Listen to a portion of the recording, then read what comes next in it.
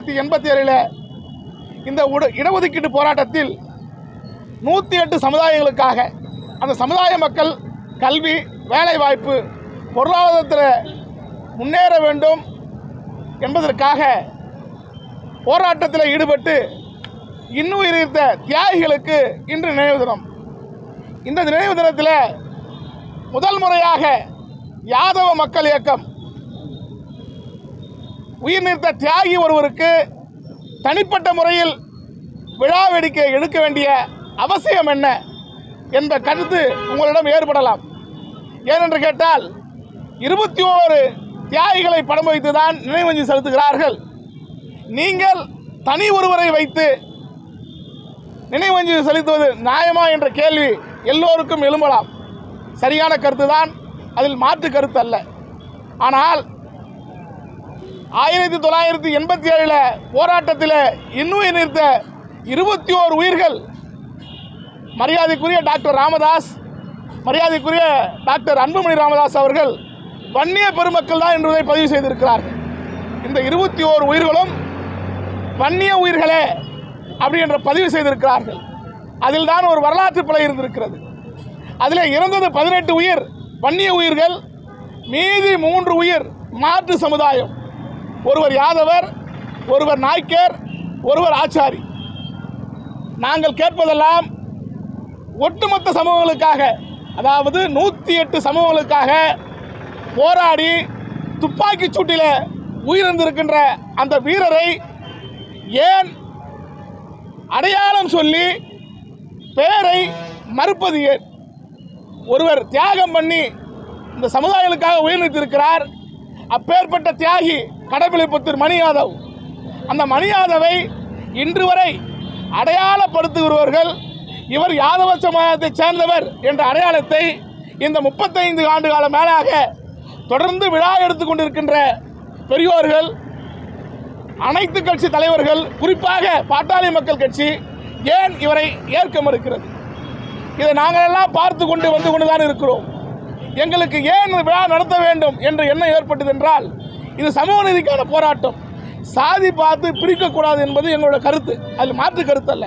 ஆனால் ஒருவரை வஞ்சனப்படுத்துவது எந்த விதத்தில் நியாயமாக இருக்கும் என்பதை அறிந்துதான் அண்ணன் சமூக நீதி போராளி கடமலைப்புத்தூர் மணி யாதவ் அவர்களுக்கு யாதவ மக்கள் இயக்கம் சார்பாக தமிழகத்தில் முதல் முறையாக விருதாச்சலத்தில் அவர் நினைவுபடுத்தி திறந்து நினைவஞ்சலியும் வீர வணக்கம் செலுத்தியிருக்கின்றோம். அதற்கு காரணம் என்னவென்று கேட்டால், இது இந்த 21 தியாகிகள் படம் நன்றாக பார்க்க வேண்டும்.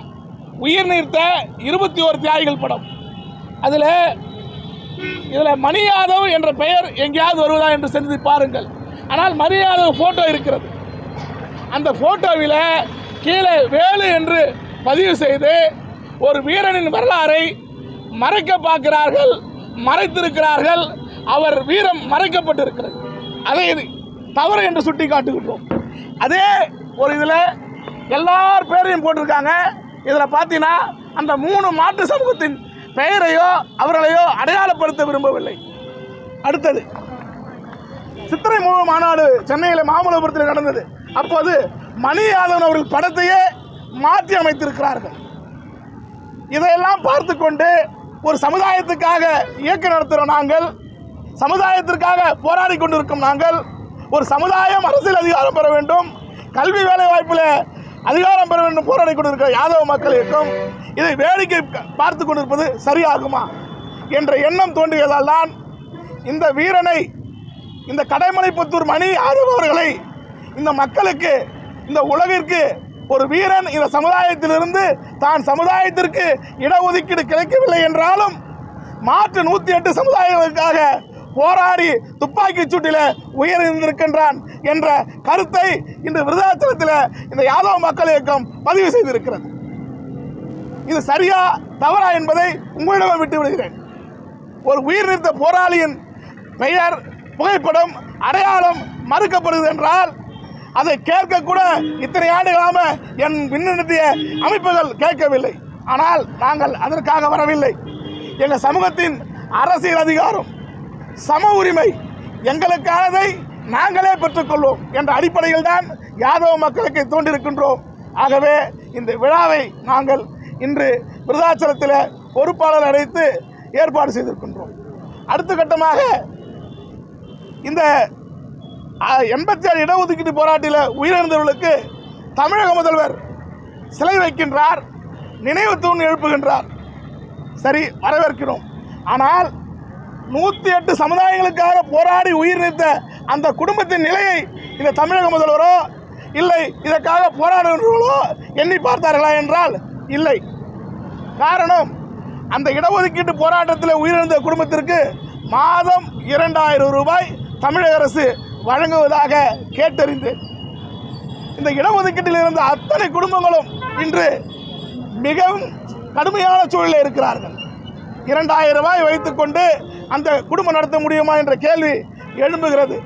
ஆகவே தமிழக அரசு மாதந்தோறும் மாதம் 5000 ரூபாயை நிதியை உயர்த்தி தர வேண்டும் என யாதவ மக்கள் இயக்கம் சார்பாக கோரிக்கையாக வைக்கின்றோம். அடுத்த கட்டமாக இன்று 108 சமுதாயங்கள் மாணவர்கள் கல்வி வேலைவாய்ப்பு பொருளாதாரத்தில் இன்று உயர்ந்து நிற்கிறார்கள். அதற்கு காரணம் இந்த 21 உயிர்கள். எந்த கல்விக்காகவும் வேலைவாய்ப்புக்காகவும் உயிரிழந்தார்களோ அந்த குடும்பத்திற்கு எந்த விதமான பயனும் நேரடியாக இல்லை. இடஒதுக்கீட்டு போராட்டத்தில் உயிரிழந்த அந்த குடும்பத்திற்கு நேரடி மாதம் 2000 தவிர்த்து எந்த பயனும் தமிழக அரசு வழங்கவில்லை.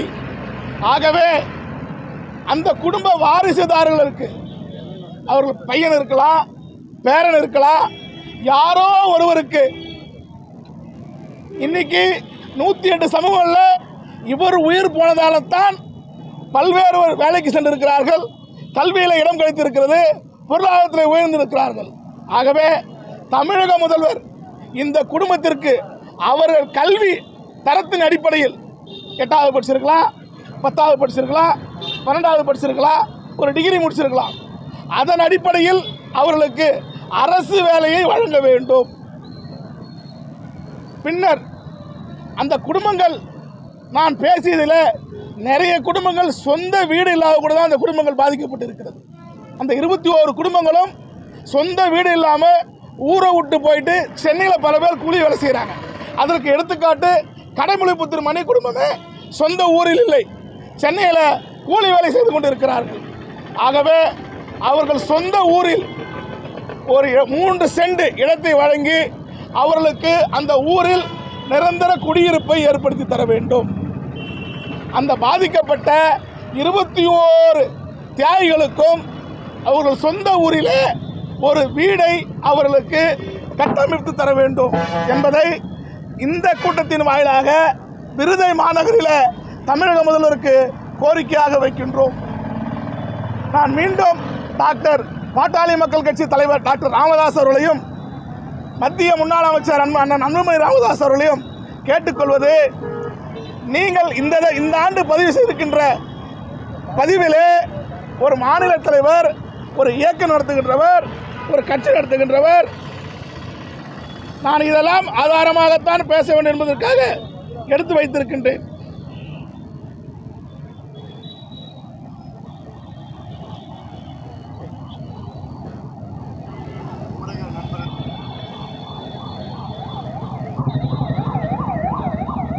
இது டாக்டர் அன்புமணி ராமதாஸ் அவர்கள் இப்போ 2 தினங்களுக்கு முன்பாக தியாகிகளுக்கு நினைவஞ்சலி செலுத்தியிருக்கின்றார். அதில் கடமுளமுத்தூர் மணியின் பெயர் இல்லை, வேலு என்று பதிவு செய்திருக்கின்றார். ஆனால் சில இடங்களில் மணியின் பெயர் வருகிறது, ஆனால் ஒட்டுமொத்தமாக புறக்கணிக்கப்படுகிறது. ஒரு தலைவர், அவர் இங்கே பாருங்க, கடைசி பெயர் தான் வரும், வேலுன்னு வருது பாருங்க. அப்போ ஒரு உயிர் நீத்த தியாகியின் பெயரையும் அவர் புகைப்படத்தையும் ஏன் மறுக்கிறீர்கள்? அந்த உயிருக்கு என்ன மதிப்பு இருக்கிறது? அப்போ இந்த சமுதாயத்திற்கான அங்கீகாரத்தை வழங்க மறுக்கிறீர்களா? இனி ஆண்டுதோறும் தமிழ்நாடு முழுவதும், இது தொடக்கம் தான் விருதை மாநகர், இனி தமிழ்நாடு முழுவதும் அண்ணன் ஐயா கடமுளைப்புத்தூர் மணி யாதவ் அவர்களுக்கு விழா எடுப்போம் யாதவ மக்கள் இயக்கத்தின் சார்பில். நன்றி, வணக்கம்.